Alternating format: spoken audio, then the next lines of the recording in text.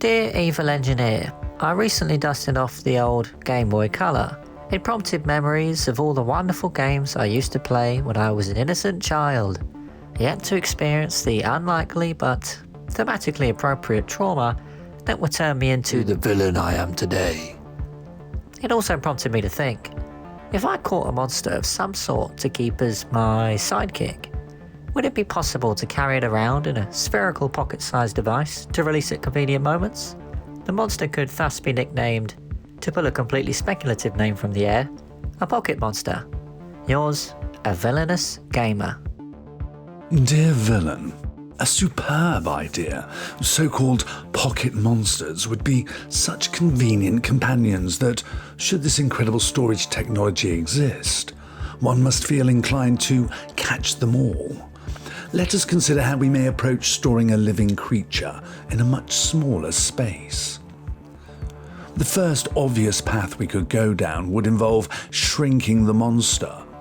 While there have been occasional demonstrations of impressive shrink-ray technologies, these tend to involve prompting certain molecules within a smart material to form bonds in a way that draws in the material, causing it to shrink. This, though, is no more relevant to the pocket monster problem than a drying sponge shrinking. When it comes to shrinking ordinary materials, there are two options: compressing the atoms or getting rid of some of the atoms. The former is impossible without fiddling with some universal constants. The latter would be a fascinating and grotesque experiment to make Dr. Moreau proud. What fraction of its cells could an organism lose and continue to carry out its essential biological functions? This would, however, be irreversible. You would at best end up with a miniaturized version of the monster you had before. So, physically shrinking a monster to fit in a pocket-sized ball, shall we say a pocket ball, is unfeasible. How about making more space inside the ball? In theory, you could have a pocket ball that appears 3D but contains a larger 4D space. This is easier to comprehend with an analogy that uses familiar dimensions. When you look straight at a cube, it appears to be square, but we know it really extends into another dimension. Still, I couldn't begin to tell you how to create a 4D pocket ball. If we can't make the pocket monster much smaller or the pocket ball much bigger, what options are left? An alternative approach is to store the pocket monster elsewhere.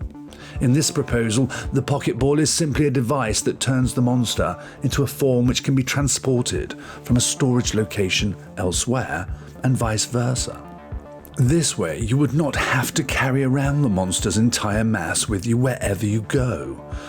This is a popular theory among fans of a Japanese media franchise, with certain conceptual similarities to those you suggested. This approach would most likely use quantum teleportation. Quantum teleportation is, perhaps, not teleportation as we may imagine it. It does not involve transporting matter from one place to another place instantaneously. It means transporting information from one place to another instantaneously. The basis for quantum teleportation is quantum entanglement, the spooky action at a distance, whereby the state of one particle affects the state of an entangled particle, no matter the distance between them. Using quantum entanglement, the state of a remote particle can be manipulated, permitting instantaneous transfer of information. This is also the basis of quantum cryptography. Scientists have demonstrated quantum teleportation with photons and atoms, including cesium and rubidium atoms. For instance, in 2017, Chinese scientists teleported a photon from the Gobi Desert to an orbiting satellite. Although it has only been demonstrated with microscopic objects, there is no physical law that would prevent the teleportation of macroscopic objects, such as a pocket monster or even a human.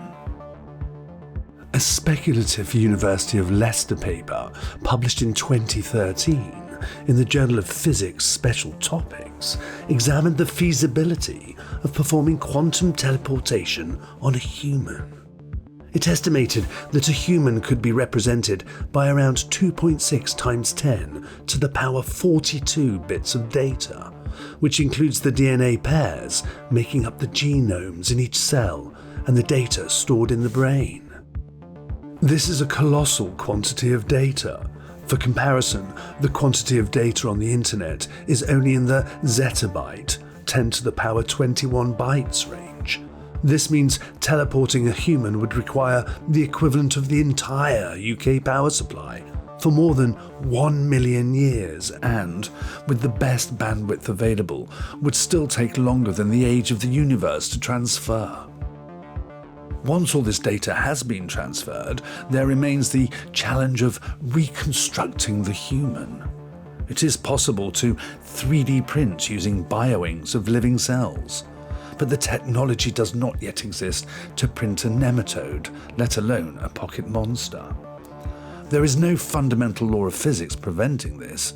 It is just immensely complex and time-consuming. Quantum teleportation also raises an ethical and philosophical problem.